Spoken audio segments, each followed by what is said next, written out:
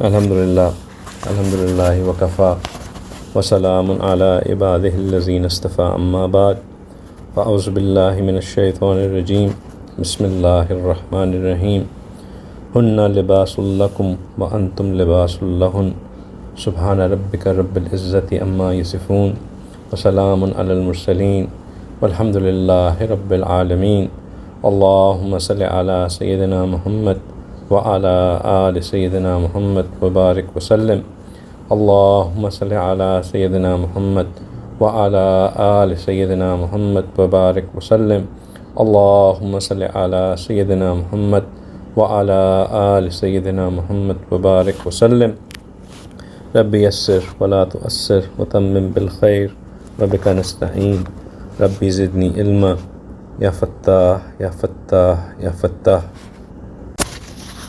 الحمدللہ grace of اللہ سبحانہ تعالیٰ ہم اپنی ویکلی مجلس میں دوبارہ شامل ہیں اور انشاءاللہ ہم سنت رسول صلی اللہ علیہ وسلم کو سیکھنے کا، اس کو سمجھنے کا، اس نیت سے کہ ہم اس پہ عمل بھی کریں اور اس نیت سے کہ نبی پاک صلی اللہ علیہ وسلم کی جتنی سنتوں پہ ہم عمل کریں گے اتنا ہی ہمیں اللہ کی محبت، اللہ کا قرب حاصل ہوگا۔ ہم اپنا یہ سلسلہ آپ صلی اللہ علیہ وسلم کی سنت مبارکہ زندگی کے ہر معاملے میں سیکھنے کا ہم جاری رکھتے ہیں۔ جو ہم نے پچھلے سیشن میں سنتیں سیکھیں وہ لباس سے متعلق تھی، لباس کی اہمیت، لباس کیوں ضروری ہے، لباس میں کن چیزوں کا خیال رکھنا چاہیے، اور لباس کے پہننے اتارنے، لباس نیا ہو تب لباس کب بدلنا چاہیے ہے، پرانے لباس یا میلے لباس کی آپ صلی اللہ علیہ وسلم کے نزدیک جو آپ کو ناپسندیدگی تھی اس سب چیزوں کا ذکر کیا۔ اور لباس کے بعد ہم انشاءاللہ ایک ایسے لباس کا ذکر کریں گے جس کو اللہ سبحانہ تعالیٰ نے ایک ایسے رشتے کا ذکر کریں گے، بلکہ اس ایسے رشتے کی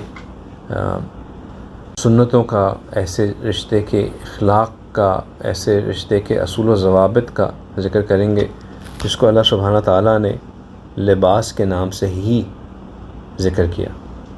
زوجین یعنی کہ ایک کپل کے درمیان جو رشتہ ہوتا ہے، ایک married couple, husband and wife کے درمیان جو رشتہ ہوتا ہے، اس کو اللہ سبحانہ تعالیٰ نے جس طرح معاشرے میں یہ کہا جاتا ہے کہ یہ ایک گاڑی کے دو پہیے ہیں جو کہ ایک ساتھ چلتے رہتے ہیں، دونوں ساتھ ہوں تو چلتا رہے، دو پہیے نہیں کہا، ایک دوسرے کی اپوزٹ نہیں کہا، ایک دوسرے کا کمپلیمنٹ نہیں کہا، بلکہ اللہ سبحانہ تعالیٰ نے ان کے لیے بہت ہی خوبصورت لفظ استعمال کیا کہ ہن لباس لکم، کہ تم جو ہو وہ جو ہیں وہ تمہارے لیے لباس ہیں، وانتم لباس لہن، اور تم جو ہو ان کے لیے لباس ہو۔ میاں بیوی کو ایک دوسرے کا لباس کہا۔ یہ آیت مبارکہ اپنے اندر بہت ہی زیادہ حکمت، بہت ہی زیادہ محبت، بلکہ اگر یوں سمجھ لیا جائے کہ اگر کوئی سمجھنا چاہتا ہے کہ what is the formula for making a married life successful، تو یہ فارمولا جو ہے وہ اس کے اندر ہے۔ لباس، ایک دوسرے کا لباس اپنے آپ کو سمجھنا کہ وہ تمہارے لیے لباس ہیں اور تم ان کے لیے لباس ہو۔ لباس کی جب ہم بات کر رہے تھے تو ہم نے اس سے یہ کہا کہ لباس کا مقصد یہ ہوتا ہے کہ وہ انسان کے زینت، سب سے پہلا مقصد تو یہ ہے کہ وہ انسان کی شرمگاہ کی حفاظت کرے، انسان کی اس کے جو سطر میں رہنے والے حصے ہیں، جو وہ چیزیں جو کہ سامنے نہ آنے والی ہوں، جو کسی کے سامنے کھلنے والی نہ ہوں، ان کو چھپائے۔ In married life one of the most significant things اس کہ میاں بیوی ایک دوسرے کا سطر بنے، کیونکہ جب آپ کسی کے ساتھ مسلسل رہنا شروع کرتے ہیں تو آپ کی جتنی بھی خامیاں ہوتی ہیں، آپ کی جتنی بھی شارٹ کمنگز ہوتی ہیں، وہ دوسرے سے چھپی نہیں رہتی، اور جب آپ کی شارٹ کمنگز اور آپ کی خامیاں کسی کے سامنے آ جائیں اور وہ دوسرا جو ہے ان کو ریگارڈ نہ کرے، ان کے اوپر پردہ نہ رکھے، ان کو اپنے تک مخفی نہ رکھے، ہر ایک کے سامنے بات کرتا رہے، بیوی جو ہے اپنے خاندان میں اپنے میاں کی برائیاں کرتی رہے کہ اس میں تو یہ بھی ہے، یہ بھی ہے، یہ بھی ہے، یہ بھی ہے، میاں جو ہے اپنے خاندان میں اپنی بیوی کی برائیاں کرتا رہے، دوسروں کے سامنے اس کو نیچا کرتا رہے، اس کی خامیاں کھول کے بیان کرتا رہے، تو یہ لباس کے کانسیپٹ کے خلاف ہے، اور یہ میرڈ لائف کے اندر ایک بہت بڑا پرابلم کریٹ کرنے کی سبب ہے۔ دوسرا، لباس کا ہم نے مقصد یہ دیکھا کہ لباس جو ہے وہ انسان کی زینت، انسان کے سٹیٹس، انسان کی آرائش، انسان کی خوبصورتی کو بڑھانے کے لیے ہوتا ہے۔ جو ہسبینڈ اینڈ وائف کا رشتہ ہے یہ بھی بالکل ایسا ہی ہے، اور انشاءاللہ ابھی ہم جب نکاح کے بارے میں تفصیل دیکھیں گے تو یہ بات واضح ہوگی کہ میاں بیوی ایک دوسرے کو کمپلیمنٹ کرتے ہیں، ایک دوسرے کی عزت کو بڑھانے، ایک دوسرے کی شان کو بڑھانے، ایک دوسرے کی سٹیٹس کو بڑھانے، ایک دوسرے کو اچھا دکھانے میں بہت اہم رول پلے کرتے ہیں۔ پھر لباس جو ہے اس میں ایک اور چیز یہ ہوتی ہے کہ وہ وقت کے ساتھ بدلتا رہتا ہے۔ جب بچہ چھوٹا ہوتا ہے تو اس کا لباس مختلف ہوتا ہے، جب وہ ایک چلنے پھرنے والا بچہ ہو جاتا ہے تو اس کے لباس مختلف ہو جاتے ہیں، جب وہ کچھ بڑا ہو جاتا ہے، بلوغت کی طرف آ جاتا ہے تو اس کے لباس مختلف ہو جاتے ہیں، جب وہ نوجوان ہوتا ہے تو اس کے لباس مختلف ہوتا ہے۔ اسی طرح بڑھاپے کی طرف جب انسان بڑھتا رہتا ہے تو لباس وقت کے ساتھ بدلتے رہتے ہیں۔ یہ بھی ایک نشانی ہے کہ ریلیشن شپ کبھی ایک سی نہیں رہتی ہے، میاں بیوی کی ریلیشن شپ ایک سی کبھی بھی نہیں رہ سکتی، وہ وقت کے ساتھ ایوالو ہوتی رہتی ہے۔ اور جس طرح اگر ہم ایک 2 سال کے بچے کو وہی لباس پہنانے کی کوشش کریں جس وقت وہ پیدا ہوا تھا تو وہ کہیں گے کہ یہ بیوقوف ہے۔ اسی طرح میاں بیوی جو یہ ایک دوسرے سے کہتے ہیں کہ اب ہمارے میں وہ بات نہیں رہی جب ہمارا نکاح ہوا تھا تب تھی، تو یہ بیوقوفی ہے، کیونکہ وقت کے ساتھ چیز بدل جاتی ہے۔ لباس بدلنا ضروری ہے، لباس کو اپنے ایج کے ساتھ چینج کرتے رہنا ضروری ہے۔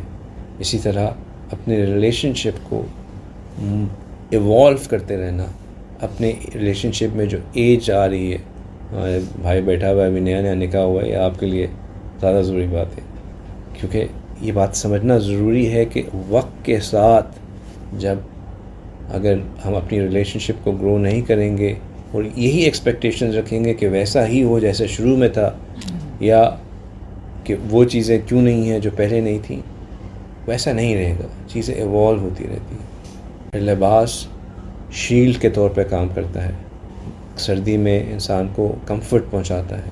اسی طرح ریلیشن شپ میں بھی موسم بدلتے رہتے ہیں، کبھی بہاریں ہوتی ہیں، کبھی خزاں ہوتی ہے، کبھی سردی ہوتی ہے تو کبھی گرمی ہوتی ہے۔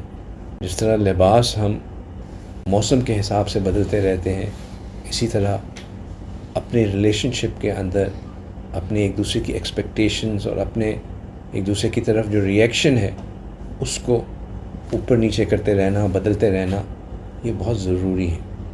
تو لباس کے بعد نکاح کا سنتوں کے ذکر کرنے کا مقصد یہ تھا کہ اللہ سبحانہ تعالیٰ نے بھی اس رشتے کو بطور لباس ہی ذکر کیا۔ نبی پاک صلی اللہ علیہ وسلم نے ضرور بند کر یہ آن آف ہے۔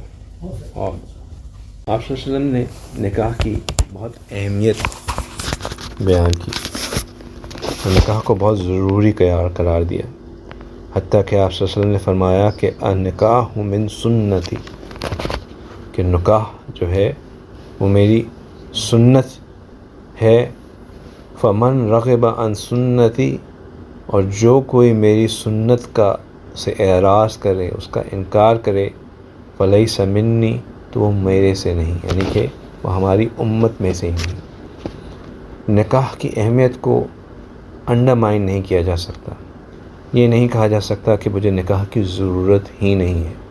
یہ کہنا کہ میں نکاح نہیں کروں گا، میں اکیلا ہی رہنا چاہتا ہوں، مجھے نکاح کی ضرورت نہیں ہے، چاہے اس کا مقصد آپ کا یہی کیوں نہ ہو کہ میں جو ہوں وہ اپنا وقت اللہ کی عبادت میں صرف کرنا چاہتا ہوں، میں نہیں چاہتا کہ میری زندگی میں کوئی ڈسٹریکشن آئے، میری ابدیت یا عبادت میں کوئی خلل پیدا ہو اس لیے میں اکیلا رہنا چاہتا ہوں، تو یہ بھی سنت سے اعراض کرنا ہے۔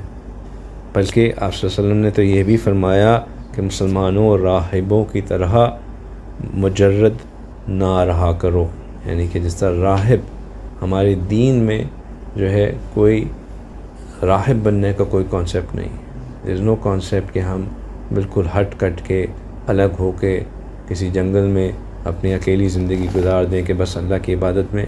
ہم نے لوگوں کے درمیان رہ کے we have to live with people, among them, with all the responsibilities that come with living among the society۔ اسی طرح نکاح کرنا آپ صلی اللہ علیہ وسلم کی اہم سنت مبارکہ میں سے، بلکہ آپ صلی اللہ علیہ وسلم نے ایک حدیث مبارکہ میں اس عمل کی جو اہمیت بیان فرمائی وہ دو پرسپیکٹو سے بتائی۔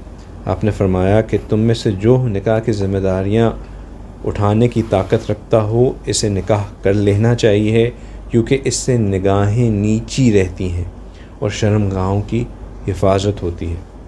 تو پہلی اہمیت تو آپ سے نے فرمائی کہ جو سوسائٹی کے اندر ہمارے ارد گرد کے ماحول کے اندر جو فحشت ہے، جو فحش کام ہے،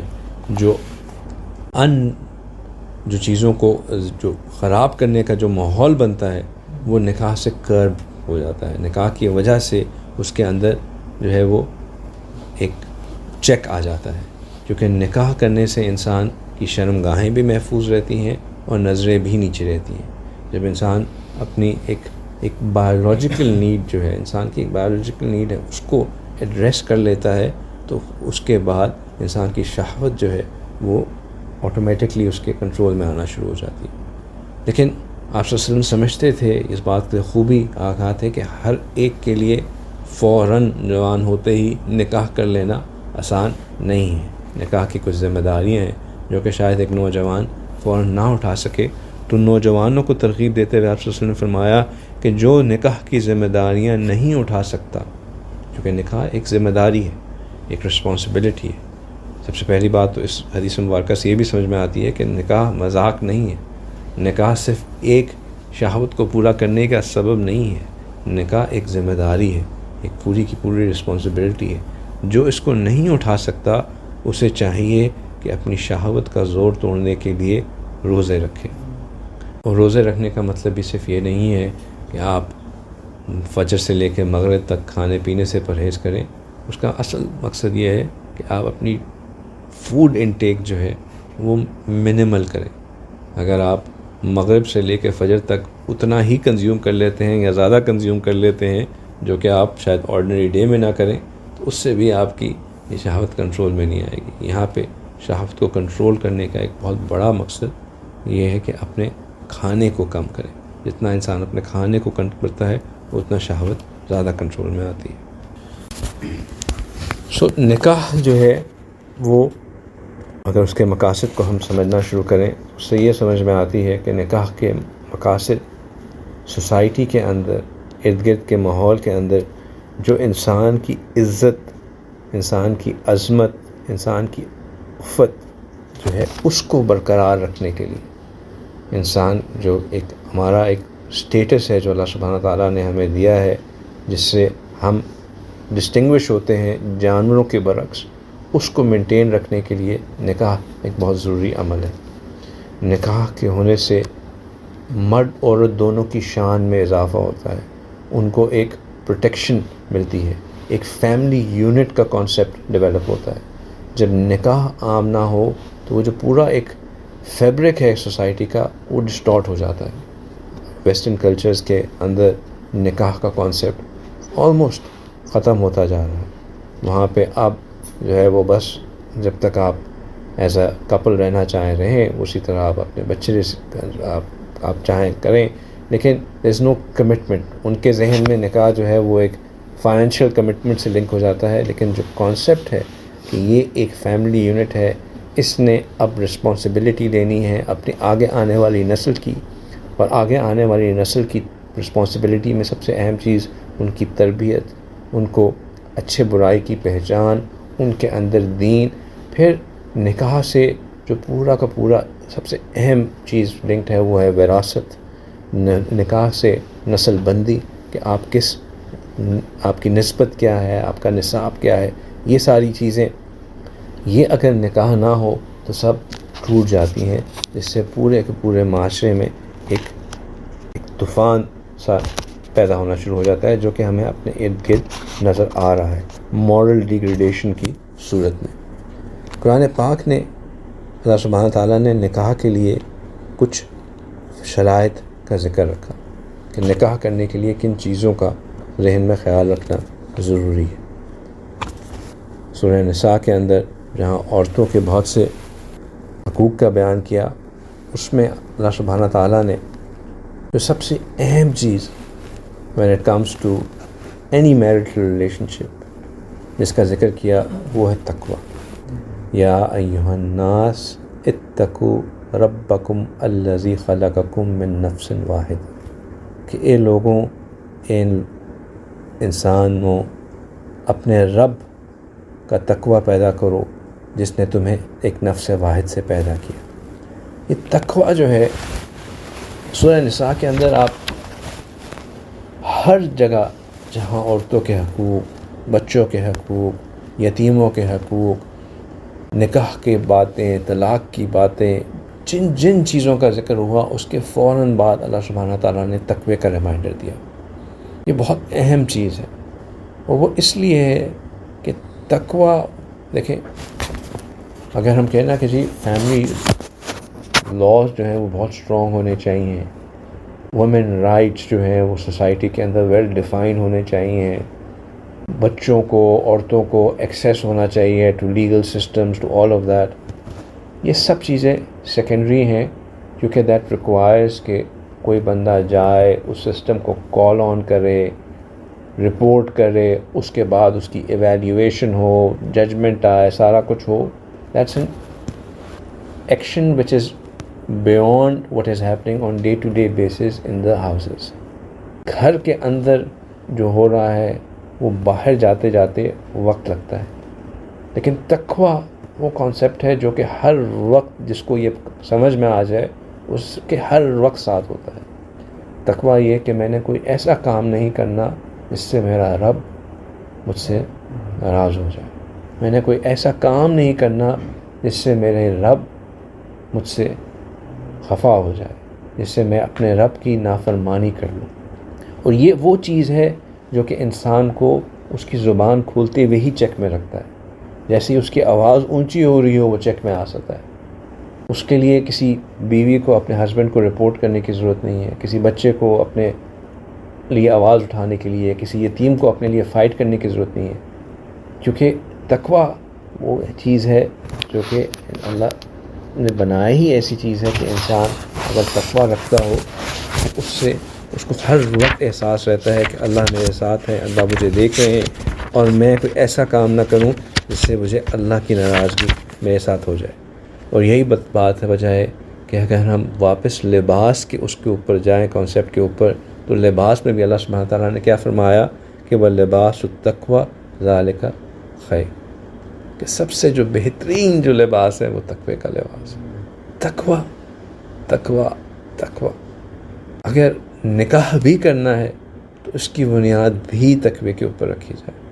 اور پھر اللہ سبحانہ تعالیٰ کہتے ہیں کہ وَاتَّقُوا اللَّهَ الَّذِي تَسَاءَلُونَ بِهِ وَالْأَرْحَامَ، تقوی کا خیال اس لیے بھی رکھو کہ جس کے وجہ جو تم سے سوال کرے گا ان رشتوں کا جو تم نے جس سے تم بنائے گے، تمہارے رحم کے رشتوں کا، ٹھیک ہے نا، یا جو تم ایک دوسرے سے نکاح جو ہے وہ اللہ کے نام پہ ایک کمٹمنٹ ہوتی ہے۔ نکاح کا آپس میں ایک دوسرے سے جڑنا، نکاح کا جو پوری طریقہ ہے وہ دو رشتے اللہ کے نام پہ جڑتے ہیں، ان میں ایک دوسرے کے جب وہ جڑتے ہیں تو ان کے رائٹس جو ہیں وہ ایک دوسرے کے ساتھ لنک ہو جاتے ہیں۔ میاں کے رائٹس اس کی بیوی کے اوپر، اور بیوی کے رائٹس اس کے ہسبینڈ کے اوپر۔ یہ رسپانسبلٹی ان کے لیے جو آنسریبل ہیں وہ شاید you not answerable to your wife for them, You're answerable to Allah for them. A wife is not answerable to her husband for the rights of her husband, but she is answerable to Allah for them. Ultimate answering اس کے لیے ہے، اور اس کے لیے دل میں تقویٰ کا ہونا بہت ضروری ہے that I will be asked, so am I fulfilling all the rights or not. اور اگر یہ نہیں سمجھا جائے گا، اگر یہ ذہن میں نہیں رکھا جائے گا تو then it's a problem. جو شرائط اللہ سبحانہ تعالیٰ نے بیان کی، جن کا ذہن میں رکھنا بہت ضروری ہے، جن کو سمجھنا بہت ضروری ہے، وہ اللہ سبحانہ تعالیٰ فرماتے ہیں کہ وَأُحِلَّ لَكُمْ مَا وَرَاءَ ذَلِكُمْ أَن تَبْتَغُوا بِأَمْوَالِكُمْ مُحْسِنِينَ غَيْرَ مُسَافِحِينَ، کہ اللہ سبحانہ تعالیٰ نے کچھ عورتوں کا ذکر فرمایا جن کے ساتھ نکاح کرنے کی اجازت نہیں ہے، جو کہ محرمات میں سے ہیں، جو کہ محرم ہوتی ہیں انسان کی. ان کے علاوہ، ان عورتوں کے سوا دیگر تمام عورتیں ایک مرد کے لیے حلال کر دی گئیں، اس طرح کہ ان کو اپنے مالوں کے ذریعے چاہو اور ان کو اپنی بیوی بناؤ. کہ سبحانہ تعالیٰ کہتے ہیں کہ except these have been permitted for you to seek in marriage through your wealth, binding yourself in marriage and not only for your lust. تو یہ بھی نکاح کے کچھ اصول بیان کر دیے. کیا اصول بیان کیے؟ کہ پہلے تو یہ کیا کہ نکاح میں جو ہے وہ ایجاب و قبول ہونا ضروری ہے. There should be an offer to marriage and there should be an acceptance for marriage.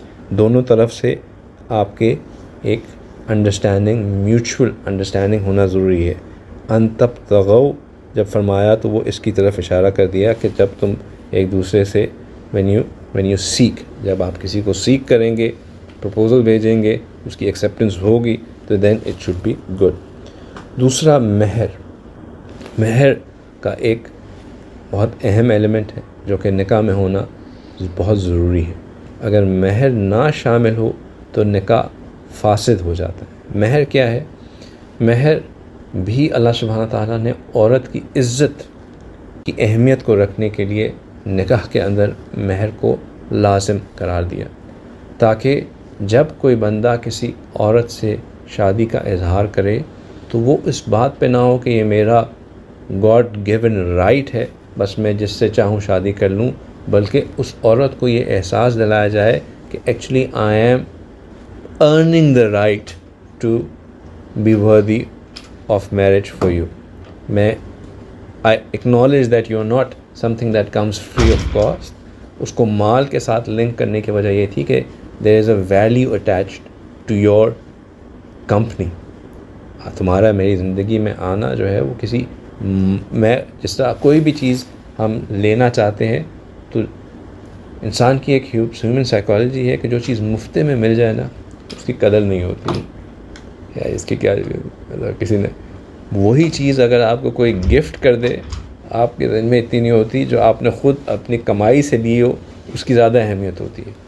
تو اس ہیومن سائیکالوجی کو ذہن میں رکھتے ہوئے اللہ سبحانہ تعالیٰ نے جو ہے وہ یہ کہا کہ اگر نکاح کرنا ہے تو اس کے لیے مہر ہونا ضروری ہے، تاکہ بندے کے دل میں قدر ہو کہ یہ جو خاتون میرے گھر میں آئی ہے یہ کوئی مجھے تحفے میں نہیں مل گئی، بلکہ اس کے لیے میں نے ایک مہر مطلب ایک قیمت ادا کی.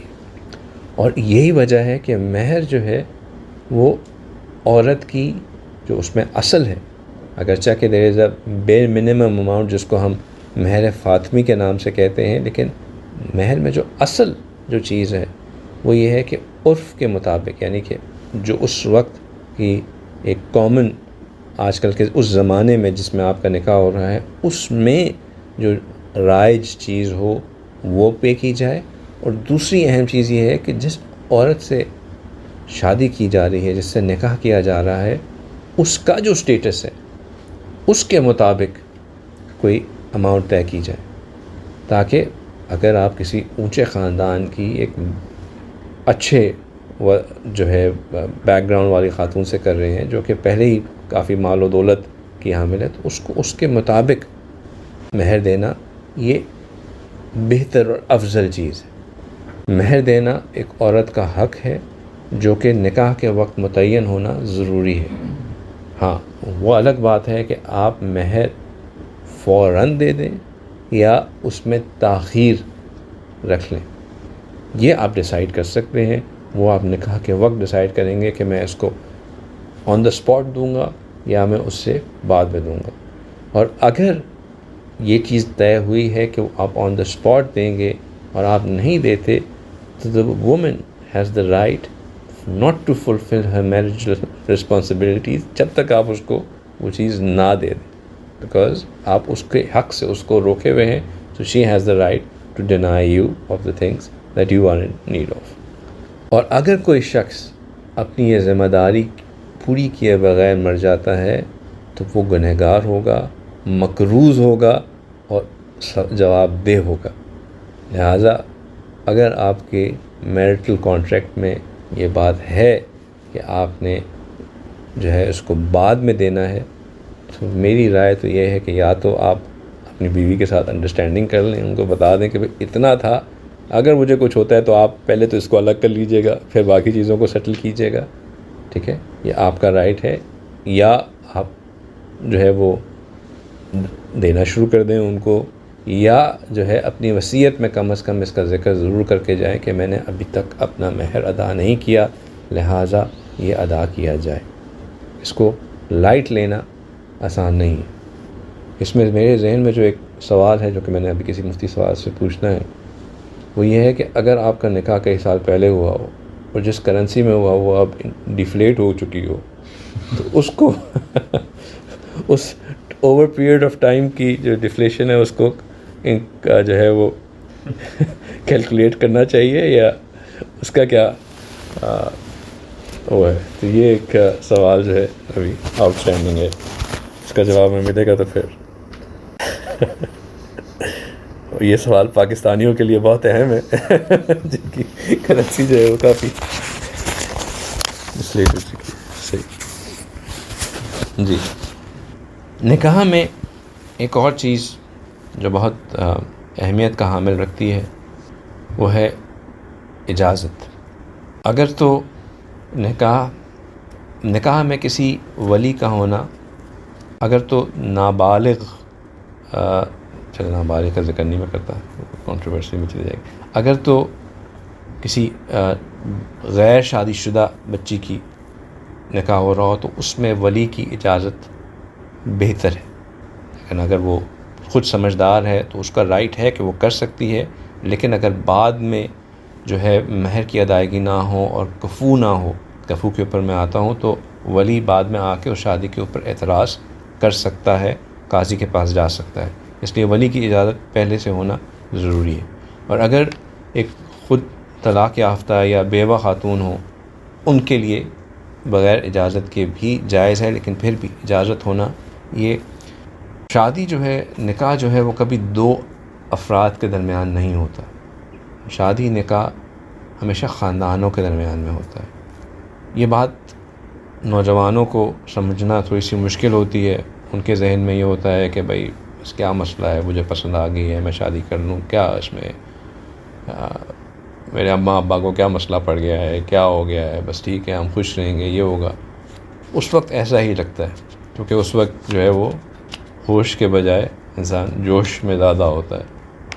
لیکن خاندان کی، فیملیز کی ویلیو تب آتی ہے جب اب جوش ختم ہو چکا ہو اور مسئلے مسائل کھڑے ہونا شروع ہو رہے ہیں. تو اس وقت اگر فیملی سپورٹ ہو، اس وقت اگر باقی جو سپورٹنگ ایلیمنٹس ایک چیز کو چلانے کے لیے ضروری ہوں وہ موجود ہوں، تو پھر وہ آپ کی ریلیشن شپ کو اسٹیبلٹی دیتے ہیں. اور یہی وجہ ہے کہ نکاح میں ایک اور بہت اہم چیز جو ہے وہ ہے کفو. کفو کہتے ہیں برابری کو. اگرچہ کہ ہمارے دین میں کوئی سب سے زیادہ بہتر شخص وہ ہے جو کہ تقویٰ کے میں زیادہ آگے ہو، مال دولت نسب حسب کے حساب سے ڈسکرمنیشن نہیں ہے. لیکن شادی کے اندر اس چیز کو دیکھنا بہتر ہے، ضروری ہے کہ کیا علم کے حساب سے، مال کے حساب سے، خاندانی حسب نسب کے حساب سے دونوں خاندان برابر ہیں کہ نہیں ہیں. اگر بہت اونچ نیچ ہو تو اس میں بھی مسئلہ ہوتا ہے اور وہ رشتے چلنا مشکل ہو جاتے ہیں. لہٰذا اگر ایک بہت مالدار خاتون ہو اور ایک بالکل ہی ان پڑھ جاہل بیکار انسان ہو، ان کے آپس میں نکاح کر دیا جائے تو وہ بھی مشکل ہوتا ہے، اور دی ادر وے اراؤنڈ بھی مشکل ہوتا ہے. اسی طرح اگر خاندان بالکل ایک دوسرے کے اپوزٹ ہوں تو وہ بھی مشکل ہوتی ہے. تو ان چیزوں کا خیال رکھنا ضروری ہے. بیوی کی سلیکشن میں جس چیز کا آپ صلی اللہ علیہ وسلم نے فرمایا کہ خیال رکھنا ضروری ہے یا جس چیز کا خیال رکھنا چاہیے، وہ یہ ہے کہ آپ صلی اللہ علیہ وسلم نے فرمایا کہ عورتوں سے اس کے حسن و جمال کی بنیاد پر نکاح نہ کرو. Do not marry somebody who is looking to find a partner in his life and is on this talk. This is hadith for you, that do not marry women on the basis of their looks or their beauty. ہو سکتا ہے کہ اس کا حسن و جمال انہیں تباہی کی راہ پر ڈال دے. It may be possible that their looks and their beauty may put them on a path of destruction. And neither marry them, اور نہ ان کے مال اور دولت کی وجہ سے ان سے نکاح کرو. And neither marry them because of their wealth or the status that they have. ہو سکتا ہے کہ ان کا مال ان کو سرکشی اور طغیانی میں مبتلا کر دے. It may be that their wealth and status may put them in something which is not good for them. اگر نکاح کرنا ہے تو ان کے دین کی بنیاد پر ان سے شادی کرو. The most important criteria is their iman, their deen. Not just their iman, but the entire deen, the entire outlook towards religion, how they are, what significance they put on it, what values they actually associate with it, how much they want to link it with it, how much they want to do and take care of it. جو حدیث سے مبارکہ کے الفاظ ہیں کہ ایک کالی کلوٹی جو دین اور اخلاق سے آراستہ ہو وہ بہتر ہے اس خاندانی حسینہ سے جو بد اخلاق ہو. I'm not translating that. ٹھیک ہے. نکاح کا پیغام بھجوانا یہ سنت مبارکہ میں سے ہے. آپ صلی اللہ علیہ وسلم نے فرمایا جب تمہارے یہاں کوئی ایسا شخص نکاح کا پیغام بھیجے جس کے دین و اخلاق سے تم مطمئن ہو اور خوش ہو تو اس سے شادی کر لو. اگر تم ایسا نہ کرو گے تو زمین میں زبردست فتنہ اور فساد پھیلے گا. آپ صلی اللہ علیہ وسلم نے فرمایا کہ نکاح شدہ یعنی کہ بیوہ اور طلاق یافتہ خاتون عورت کا نکاح اس کی رائے لیے بغیر نہ کیا جائے، اور دوشیزہ کا نکاح اس سے اذن لیے بغیر یعنی کہ ڈائیورسڈ اور بیوہ کے لیے ویڈوڈ خاتون ان کا جو ہے ان کی رائے take her opinion and somebody who has not been married before, for her take their permission. and ان کی پرمیشن کیا ہے؟ ان کا خاموش رہنا، اور خاموش رہ کے یا صرف مسکرا دینا ان کی شرم و حیا کی وجہ سے وہ بھی ان کے اذن میں شامل ہے، اگرچہ کہ یہ اذن ان کے والد یا جو والد کی جگہ اگر والد نہ ہو تو جو ولی کی کیٹیگری میں آتے ہیں ان سے ہو. تو نکاح میں برکت کا سب سے بڑا سبب نکاح میں کم سے کم مصارف کرنا ہے. جتنا آپ ہیوی ڈیوٹی ڈیسٹینیشن ویڈنگ کریں گے اتنی کم برکت ہونے کے چانسز ہیں. جتنا آپ سادہ نکاح کریں گے، جتنا آپ بے تکلف نکاح کریں گے اتنا اس میں برکت زیادہ ہوگی. if you do a too heavy duty نکاح، پہلے سارے ہندو رسمات بھی کرنی ہیں، مائیوں بھی کرنا ہے، مہندی بھی کرنی ہے، اور یہ فنکشن بھی کرنا ہے، وہ فنکشن بھی کرنا ہے، ڈھولکیاں بھی کرنی ہیں، اور یہ بھی کرنا ہے، وہ بھی کرنا ہے، یہ نکاح سے برکت کو ختم کرنے کے اسباب ہیں. نکاح ایک عبادت ہے. ہم کوئی عبادت ڈھولکیوں سے کرتے ہیں؟ کوئی عبادت بھی ڈھولکیوں کے ساتھ نہیں کرتے ہیں. ہاں، نکاح میں خوشی کا اظہار اہم ہے، خوشی ضرور منانی چاہیے. اس خوشی کے اظہار کے لیے جو مختلف رائج اور حلال طریقے ہیں ان سب کو کرنا چاہیے، لیکن وہ طریقے جن کا نہ ہمارے دین سے کوئی تعلق، جو کہ ایک کلچرل چیزیں تو ضرور ہیں، لیکن ان کا جو نکاح کے مقصد میں حائل ہونا شامل ہونا شروع ہو جائے تو ان کو نہیں کرنا چاہیے۔ نکاح سادگی کے ساتھ کرنا زیادہ سے زیادہ برکت کا سبب بنتے ہیں۔ عائشہ رضی اللہ تعالیٰ نے فرمایا سب سے زیادہ بابرکت نکاح وہ ہے جس میں کم سے کم مصارف ہوں، سب سے بابرکت نکاح وہ ہے۔ نکاح کے لیے گواہوں کا ہونا بھی ضروری ہے، کم از کم 2 مرد یا 1 مرد 2 عورتیں کے سامنے نکاح کرنا نکاح کے لیے شرائط میں سے ضروری ہے۔ ایک اور چیز، نکاح مذاق میں بھی ہو جاتا ہے۔ نکاح، طلاق ایسی چیزیں ہیں جو مذاق میں بھی ہو جاتی ہیں۔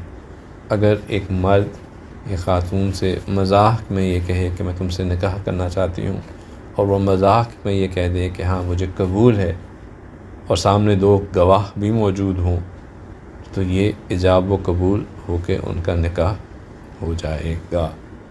تو نکاح مذاق میں بھی ہو جاتا ہے، لہٰذا مذاق کرنے سے پرہیز کیجیے ایسے معاملوں میں، خاص طور پہ اپنی بیگم کے سامنے ایسی باتیں نہ کریں۔ جی، نکاح کے لیے استخارہ کرنا بھی مسنون ہے۔ نکاح کے لیے استخارہ کرنا بھی مسنون ہے۔ استخارے کا طریقہ یہ نہیں ہے کہ آپ کسی شیخ کے پاس جائیں، کسی صوفی کے پاس، مولوی کے پاس جا کے ان سے کہہ کہ جی میرے لیے استخارہ کر دیں، میں فلاں سے شادی کرنا چاہتا ہوں، آپ بتائیں۔ بڑوں سے استخارہ کروانا اچھی چیز ہے، لیکن اصل استخارہ خود کرنا ہوتا ہے۔ اور استخارے کے اندر بھی یہ چیز ذہن میں رکھنا ضروری ہے کہ استخارے کا مطلب یہ نہیں ہوتا کہ آپ کو کوئی خواب آئے گا، آپ کو جو ہے وہ کوئی وہی نعوذ باللہ آپ کے اوپر کوئی نزول ہوگی۔ استخارے کا مطلب یہ ہوتا ہے کہ آپ اپنا معاملہ اللہ کے سامنے پیش کریں اور اللہ سے اس معاملے کے اندر ہدایت اور خیر کا سوال کریں۔ استخارے کی جو دعا ہے، استخارے کا مسنون طریقہ تو یہی ہے کہ انسان باوضو 2 رکعت نفل پڑھ کے اللہ سبحانہ تعالیٰ سے حاجت کی دعا کرے، اور اس میں اللہ تعالیٰ سے جو یہی بات کی جاتی ہے کہ اللہ آپ قدرت رکھتے ہیں، میں قدرت نہیں رکھتا، آپ جانتے ہیں، میں نہیں جانتا، اگر اس فلاں عورت سے میرا نکاح کرنا میرے دین کے لیے، میری دنیا کے لیے اور میری آخرت کے اعتبار سے بہتر ہے تو اس کو میرے لیے آسان کر دیجئے، اور اگر یہ میری دین، دنیا اور آخرت کے لیے بہتر نہیں ہے تو مجھے اس سے دور کر دیجئے اور اس کو مجھ سے دور کر دیجئے، اور جہاں کہیں خیر ہے مجھے اس پہ طرف لے جائیے اور اس سے راضی کر دیجئے۔ معاملہ اللہ کے حوالے کرنا، اللہ سے گائیڈنس مانگنا، اور جو صحیح راستہ ہے اس کی طرف راغب ہونے کی دعا کرنا۔ اگر یہ دعا مانگنے کے بعد وہ چیزیں آٹومیٹکلی اس ڈائریکشن میں جاتی رہتی ہیں کہ وہ ہو جائے تو اس میں خیر ہے۔ اگر چیزوں میں رکاوٹ آنا شروع ہو جائے، مشکل آنا شروع ہو جائے، چیزیں ہٹنا شروع ہو جائیں، تو اس کا مطلب ہے کہ یہ معاملہ ٹھیک نہیں ہے، اس کے پیچھے بھاگنا ضروری نہیں ہے۔ نکاح کے لیے ایک مسنون خطبہ بھی ہے، لہٰذا مولوی صاحب کو بلوانے کی خاص ضرورت نہیں ہوتی۔ اگر یہ خطبہ ہم خود بھی یاد کر لیں تو یہ خطبہ اس وقت دے کے جو ہے وہ کیا جا سکتا ہے۔ خطبہ ہونا مسنون عمل ہے۔ میں نے جیسے بتایا کہ مذاق میں بھی نکاح ہو جاتا ہے، تو ایجاب و قبول، گواہ اور مہر یہ اصل ہے۔ اگر یہ موجود ہوں تو نکاح رہتا ہے، اگر نہ ہوں تو نہیں ہے۔ بس خطبہ مسنون عمل ہے، خطبہ دینا چاہیے، خطبہ مسنون ہمیں آنا بھی چاہیے انشاءاللہ۔ اور نکاح کے بعد جو جن کی نکاح ہو ان کو دعا بھی دینی چاہیے۔ ان کی دعا، مسنون دعا یہ ہے کہ بارک اللہ لکما و بارک علیکما و جمع بینکما فی خیر۔ یہ دعا مسنون دعا ہے، یہ دعا دینی چاہیے میرڈ کپل کو۔ اور اس کے بعد نکاح کے بعد جو پارٹی ہے وہ ولیمہ ہے، جو ہم نے 2 ہفتے پہلے کھائی ہے، ٹھیک ہے نا۔ آپ لوگوں نے آن لائن والوں نے مس کی، زبردست ولیمہ ہم نے کھایا ہے یہاں پہ، ابراہیم بھائی نے ہمیں ولیمہ کھلایا۔ تو ولیمہ جو ہے یہ اصل ہے، اور ولیمہ جو ہے وہ نکاح ہو اور رخصتی نہ ہو تو پھر ولیمہ نہیں کھانا چاہیے ٹھیک ہے۔ ولیمہ جو ہے وہ رخصتی کے بعد اس کو جتنا سینسر کر کے بتانا چاہوں کہ it's to celebrate the meeting of husband and wife, ٹھیک ہے، یہ اس کی اصل چیز ہے. تو وہ نکاح ہوتا ہے، اور ولیمہ جو ہے اس کا کھانا ہوتا ہے، اور وہ لڑکے والے جو ہے دلہا صاحب کرانا چاہیے اپنی جو اس کی استطاعت ہو اس کے مطابق. اس میں بھی کوئی سوشل پریشر نہیں ہے کہ 5 اسٹار ہوٹل کے اندر ہی ہو اور جو ہے وہ 7 کورس جو ہے وہ میل ہو تب نکاح ولیمہ ہوگا، ورنہ نہیں ہوگا. جو آپ کی استطاعت ہے اس کے مطابق آپ کر لیں. نکاح کے لیے جمعے کا دن مسجد میں اور شوال کے مہینے میں نکاح کرنا پسندیدہ ہے اور مسنون ہے. جمعہ مبارکہ کے دن مسجد کے اندر نکاح کرنا اور شوال کے مہینے میں نکاح کرنا مسنون ہے. جن حضرات کا نکاح ہو چکا ہے وہ اس سنت کو پوری کرنے کی خواہش کے لیے بے شک مت سوچیں، کوئی بات نہیں ہے. اگر سنت مس ہوگی تو اس پہ استغفار کر لیں اور جو ہے اسی پہ توکل کریں اور خوشی کا اظہار کریں، ٹھیک ہے. نکاح میں ایک اور چیز جو ضروری ہے وہ یہ ہے کہ نکاح کو مشہور کرنا. نکاح کر کے خاموشی سے اس کو پردے کے اندر ڈھانپ کے رکھنا نہیں ہے. نکاح کو مشہور کرنا، اس کا بتانا کہ میرا نکاح ہو گیا ہے، اس کو عام کرنا، یہ بھی ایک سنت ہے. نکاح کے بعد جو میاں بیوی کے جو تعلقات ہیں، کی جو ملاقات ہے، اس کی بھی کچھ سنتیں ہیں، اس کے بھی کچھ اصول و ضوابط ہیں جو میں آج کل، کیونکہ میں پاکستان کے اندر ایک بڑی چیز چل رہی ہے ان کیمرہ میٹنگ. سنا ہے نا آپ نے in camera meeting? what does that mean؟ In camera meeting اس کا مطلب یہ ہوتا ہے کہ off the camera in person with a selected audience, ان کے ساتھ میں بات چیت. تو میں وہاں کروں گا آن the record, on the camera میں وہ باتیں ابھی نہیں کر سکتا. انشاءاللہ پھر وہ اگلی نشست میں وہ باتیں آپ لوگوں کو سمجھانا چاہیں گی. جو حضرات اس محفل میں شریک ہونا چاہتے ہیں جن کے لیے ریلیونٹ ہے وہ ضرور مجھے بتا دیں، تو پھر ان کے لیے کوئی نہ کوئی بندوبست کر لیں گے انشاءاللہ، ٹھیک ہے. جزاکم اللہ خیر. اللہ تعالیٰ جن کے نکاح نہیں ہوئے، اللہ سبحانہ تعالیٰ ان کو بہترین پارٹنر تمام اصول و ضوابط کی روشنی میں عطا فرمائے، اور جن کے ہو چکے ہیں ان کی ازواجی زندگی میں برکتیں، خیر اور عفت اور عافیت پیدا فرمائے. وآخر دعوانا ان الحمد للہ رب العالمین. جی جی ضرور پوچھیں. اچھا پھر